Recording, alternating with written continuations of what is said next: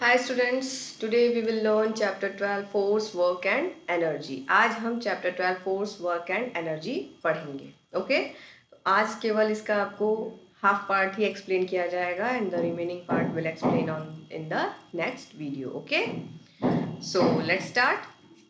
You probably think a force is used only when someone pushes something very heavy or does something very difficult. आपको तभी लगता होगा, आप अक्सर यही सोचते होंगे कि फोर्स हम तभी इस्तेमाल करते हैं जब हम कोई बहुत भारी चीज को ढकेलते हैं, है ना? But that is not true. मगर ये सही नहीं है. You use a force when you comb your hair, brush your teeth and do many others ordinary things. आप फोर्स का इस्तेमाल अपने बाल झाड़ते समय, अपने दांतों को साफ करते समय और भी कई साधारण चीजें करते हुए यूज करते हो. What is force? Force है क्या? The simplest way to describe a force is to say that it is push or a pull. सबसे इजी तरीका फोर्स को बताने का कि किसी भी चीज को खींचना या फिर धकेलना ही फोर्स है.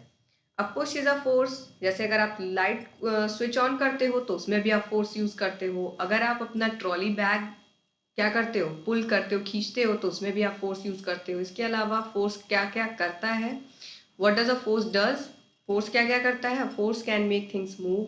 फोर्स जो है वो रुकी हुई चीज़ों को चला सकता है. जैसे अगर फुटबॉल रुक के कहीं ग्राउंड में पड़ी है तो आप पैर से मारोगे, फोर्स लगाओगे तो वो क्या होगी, आगे बढ़ेगी. A force can stop a moving object thing. Force जो है वो किसी भी चलती हुई चीज़ को क्या कर सकता है, रोक सकता है. जैसे कि अगर क्रिकेट बॉल है तो आप फील्डिंग करते हो, आप अपनी हाथ से क्या करते हो, जैसे 4 रन जाने वाला हो या फिर बॉल अगर इधर उधर कहीं चली जाती है तो आप फोर्स से उसको रोकने की कोशिश करते हो, है ना, फोर्स लगाते हो आप. इसके अलावा force can change the direction in which something is moving. Force जो है वो किसी भी ऑब्जेक्ट का डायरेक्शन चेंज कर सकती है. यानी कि अगर वो आगे से आ रही है तो आप उसको टर्न करा सकते हो. जैसे कि आप बैडमिंटन की कॉक को ही देख लो, है ना. आप फोर्स लगा के उसको क्या करते हो, अपने अपोनेंट के साइड भेजते हो. जो आपका विरोधी है उसके साइड में क्या करते हो, उसे भेजते हो. आपके साइड वो आती रहती है तो आप फोर्स लगा के रैकेट से उसे पुश करते हो और अपने अपोनेंट वाली टीम के ग्राउंड में उसे फेंकते हो. A force can change the shape of an object. इसके अलावा आप देखो कि फोर्स जो है वो किसी भी ऑब्जेक्ट का शेप चेंज कर सकती है. जैसे आप क्ले जानते होंगे. क्ले अगर आप उस पर फोर्स लगाओ तो अलग अलग शेप्स के आप उसको बना सकते हो. ओके, उसी तरह से सम फोर्सेज अराउंड अस, कुछ फोर्स जो हमारे चारों तरफ यूज होते हैं. There are many forces acting around us all the time. हमारे चारों तरफ कई सारे ऐसे फोर्स हैं जो हमेशा काम करते हैं. Let's discuss some of these. आइए इनके बारे में कुछ जाना जाए. तो क्या है friction. What makes the box stop moving. क्या है कि कोई चीज, वो ऐसी क्या चीज है जो कि किसी बॉक्स को आगे बढ़ने से रोक देती है. When ever one surface moves over another, a force friction, a force called friction or the force of friction tries to stop the movement. जब भी कोई एक सरफेस दूसरी सरफेस पे चलती है ना, रगड़ खाती है, तो एक फ्रिक्शन, घर्षण का बल जो है वो काम करता है और इसी की वजह से कोई भी मूवमेंट जो है वो रुकती है. It also tries not to let a body start moving. इसके अलावा ये किसी भी चीज को आगे बढ़ने से रोकता है. सो वी से फ्रिक्शन अपोजेस मोशन. तो हम कह सकते हैं कि फ्रिक्शन जो है वो मोशन को क्या करता है, रोकता है. Friction is greater when the surface are rough. Friction जब सरफेस, मतलब जो आपका जो भी सरफेस है, अगर वो खुरदुरा है, अगर वो प्लेन नहीं है, तो उस पर फ्रिक्शन बहुत ज्यादा होगा. इसलिए अगर आप देखो फर्श पे आप बहुत आराम से स्लिप कर जाते हो, है ना. बट अगर वही आपको ग्राउंड वगैरह में कहा जाए स्लिप करिए, और ग्राउंड अगर उतना प्लेन नहीं है तो आप स्लिप नहीं कर पाते क्योंकि फ्रिक्शन वहां पर ज्यादा हो जाता है. That is why it is more difficult to move things over a rough surface than over a smooth one. इसी वजह से अगर आपको कहा जाए कि प्लेन सरफेस से कोई चीज को आपको ढकेलनी है तो आप बहुत आसानी से ढकेल लोगे. बट अगर आपको कहा जाए किसी रफ सरफेस से चीजों को ढकेलने के लिए या फिर खींचने के लिए, तो वो आपको ज्यादा हार्ड हो जाएगा.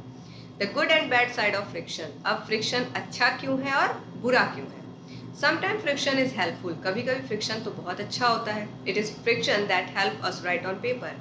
फ्रिक्शन की वजह से हम पेपर पे लिख पाते हैं. Writing on smooth surface like glass is difficult because of low friction. अगर आपको बोल दिया जाए ग्लास पे लिखने के लिए या फिर प्लास्टिक पे लिखने के लिए, तो आपको बहुत दिक्कत होगी क्योंकि वहां पर फ्रिक्शन बहुत कम होगा, लो फ्रिक्शन होगा. Okay, friction help us walk too, friction की हेल्प से आप चल पाते हो। आपके स्लीपर में या फिर आपके शूज में नीचे की तरफ जो सोल होता है उसका, उसमें डिजाइन अलग अलग तरह की कटिंग दी जाती है। वो कटिंग किस लिए दी जाती है? फ्रिक्शन क्रिएट करने के लिए, ताकि जब भी आप अगर प्लेन सरफेस पे भी चलो तो फ्रिक्शन बना रहे आपका और आप गिरो ना, है ना। इसलिए ऐसे फ्रिक्शन सोल के नीचे आपके डिजाइन या फिर स्लीपर के नीचे आपके डिजाइन अलग अलग तरह की कटिंग दी जाती है। When the floor is very smooth or slippery with water, we tend to slip because friction is reduced. इसके अलावा देखो, जब भी बाथरूम वगैरह में पानी लगा होता है ना, तो फ्रिक्शन वहां पर नहीं बन पाता है और इस वजह से हम बाथरूम वगैरह में अक्सर पानी पर क्या हो जाते हैं, स्लिप कर जाते हैं। Friction can be a problem too, friction मगर दिक्कत भी करता है। क्या दिक्कत करता है? For example, it is bad for machine, ये मशीन के लिए बहुत दिक्कत करता है। It does not let them move smoothly, ये मशीन को आसानी से चलने नहीं देता है। जब आप चलाओगे ना मशीन को बिना फ्रिक्शन, मतलब अगर फ्रिक्शन उसमें ज़्यादा है तो वो आवाज़ करती है, ठीक है। That is why people oil their swing machine and bicycle, इसी वजह से आप अपने बाईसाइकिल में या फिर अपने स्विंग मशीन में मम्मी लोगों को आपने देखा होगा वो लोग तेल डालती हैं, है ना। यहाँ पर देखिए ये तेल डाल रहा है अपनी साइकिल में, क्योंकि oil makes surface smooth which reduce friction. Oil जो है, तेल जो है, वो क्या करता है, फ्रिक्शन को कम करता है। नेक्स्ट फोर्स क्या है? Gravity. What if you threw a ball up into the air and flew it away? अगर आप बॉल को ऊपर हवा में फेंकते हो तो ये कुछ दूर ऊपर जाती है। Lucky that it does not, और क्या वो उड़ जाती है? ऐसा होता है कि वो उड़ ही जाती है पूरा? बिल्कुल नहीं। और you would not be able to play, अगर ऐसा होता तो आप खेल नहीं पाते। The force that pull the ball down is called gravitational force.